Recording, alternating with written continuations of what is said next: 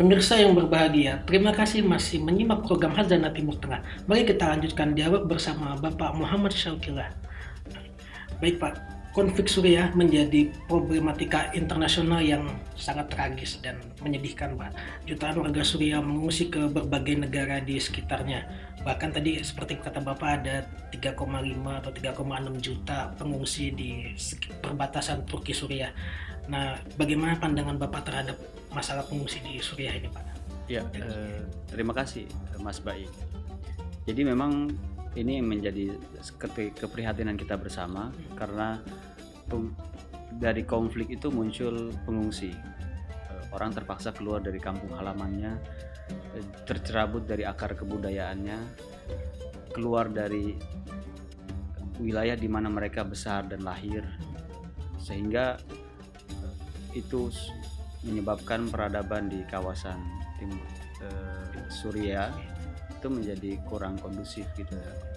Nah, berbicara tentang pengungsi, kita tahu bahwasanya tadi saya sudah sampaikan ada 3,5 juta pengungsi Suriah di Turki, lalu kemudian ada beberapa negara lain seperti di Mesir, di Yordan, di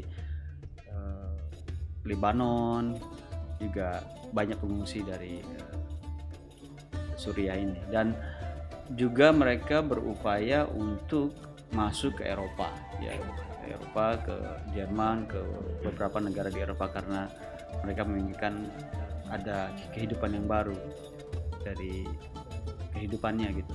Dan kita juga tahu bahwa mereka juga ada yang ke Kanada, lalu pemerintah Kanada juga menerima dengan baik. Tapi itu sejumlah kecil saja. Yang paling besar sebetulnya ada di Turki, ada di beberapa negara di kawasan Timur Tengah seperti tadi sampaikan, Mesir, Yordan, Lebanon, dan mereka sangat tersebar di kawasan Timur Tengah. Kalau negara-negara tetangganya Pak, katanya kabarnya ada yang menutup pintu terhadap pengungsi itu, bagaimana Pak? Ya, seperti Arab Saudi. Ya betul. Itu disebabkan oleh faktor keamanan sebetulnya. Karena Turki pun pernah menerapkan closed door policy.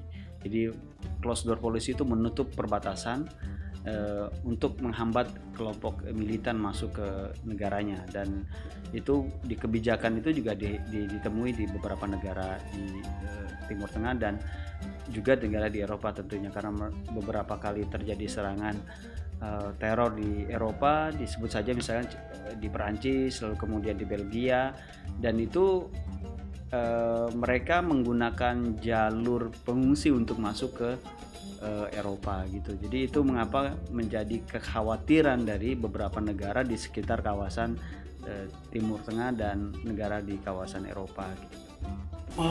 Menurut Bapak, sudah efektifkah peran PBB dalam hal ini UNHCR dalam menangani pengungsi itu Pak? Termasuk lembaga-lembaga donor internasional untuk memberikan bantuan kepada pengungsi Suriah atau bahkan mungkin korban yang masih bertahan di dalam Suriah itu sendiri. Ya memang kalau untuk melihat efektivitas lembaga-lembaga itu apakah sudah ada, memang mereka sudah ada ya, sudah ada di UNHCR, ada di perbatasan Turki, lalu kemudian lembaga-lembaga internasional juga sudah memberikan intervensi terhadap apa yang ada di pengungsi di berbagai negara. Namun kan sebetulnya yang paling penting bukan itu sebetulnya. Bagaimana menormalisasi kembali apa yang terjadi di Suriah. Ya, oleh karena itu kan sebetulnya pemerintah Turki, Iran, dan pemerintah Suriah tentunya didorong juga oleh Rusia melakukan beberapa kali pertemuan di Sochi, di Ankara untuk membahas bagaimana solusi Suriah ini untuk menyelesaikan secara damai. Dan kita tentunya berharap dengan normalisasi konflik yang ada di Suriah ini, mereka kembali ke negaranya. Jadi persoalannya bukan pada efektivitas dalam penanganan pengungsi, tapi bagaimana kemudian kita menyelesaikan konflik yang menyebabkan itu terjadinya pengungsi. Kalau catatan Bapak, korban jiwa yang sampai ke saat ini lebih ratusan ribu orang. Ada yang mengatakan bahwasanya 300.000. Dan ini kan mulai dari kelompok yang militan, selalu yang pro pemerintah, yang tidak pro pemerintah juga itu muncul korban gitu ya. Baik Pak. Terus tadi Bapak juga menyinggung tentang Iran. Sebenarnya kalau Iran itu apakah bisa dianggap sebagai pendukung pemerintah Presiden Bashar Assad, Pak? Ya memang demikian, karena Iran memberikan dukungan logistik kepada Bashar Assad gitu ya, kepada Suriah gitu. Dan itu terjadi karena saya ketahui bahwa beberapa kali mereka juga menerbangkan logistiknya dari Teheran masuk ke Suriah, ke Damaskus gitu.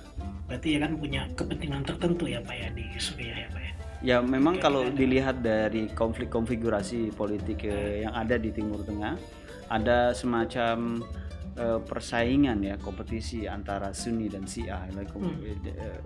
Syiah ini berusaha untuk masuk ke beberapa negara di kawasan, misalnya konflik Yaman, di situ ada Houthi yang diklaim bahwasanya Houthi itu diduga didukung oleh Iran, lalu kemudian beberapa kawasan di Timur Tengah juga mulai menyebar Syiah gitu. Jadi memang ada kompetisi antara Sunni dan Syiah. Kompetisi antara Sunni dan Syiah ya Pak. Oke, baik. Iran sendiri membuka pintu nggak Pak bagi pengungsi dari Suriah? Sejauh ini ya, tapi tidak terlalu banyak seperti negara-negara seperti Turki, Yordania, karena kan dia tidak berbatasan langsung. Kalau kita coba lihat apakah Iran berbatasan langsung? Ya. Jadi Turki lah negara yang berbatasan langsung, yang secara geografis berbatasan langsung dengan Iran. Menarik menyinggung tentang Turki Pak. Kebijakan Presiden Erdogan sendiri seperti apa ya Pak terhadap pengungsi ini? Kan yang saya dengar pengungsi bisa bersekolah, bisa tanda kutip mencari kerja untuk mencari nafkah di sana. Ya open door policy itu juga memberikan konsekuensi, mereka lebih leluasa misalkan dalam mencari pekerjaan, lalu kemudian pajaknya nggak terlalu besar, lalu kemudian ada pusat-pusat pendidikan, yang sekolah-sekolah yang didirikan oleh pemerintah Turki yang dibantu oleh lembaga-lembaga wakaf di Turki untuk memberikan pendidikan dasar kepada warga Suriah. Nah sebelumnya memang belum ada, ketika konflik muncul itu tidak ada asisten bantuan dari pemerintah Turki, karena kan sebetulnya sistem pendidikan Turki berbeda dengan Suriah. Turki dengan bahasa Turki, Suriah kan bahasa Arab gitu. Jadi hal-hal yang seperti itu yang kemudian direspon oleh pemerintah Turki dengan beberapa kebijakan mendirikan pusat-pusat pendidikan bagi warga Suriah yang notabene menjadi pengungsi. Baik, penjelasan yang sangat menarik dari Bapak Syawkila. Kita masih akan melanjutkan dialog program ini. Pemirsa tetaplah di Tawaf TV.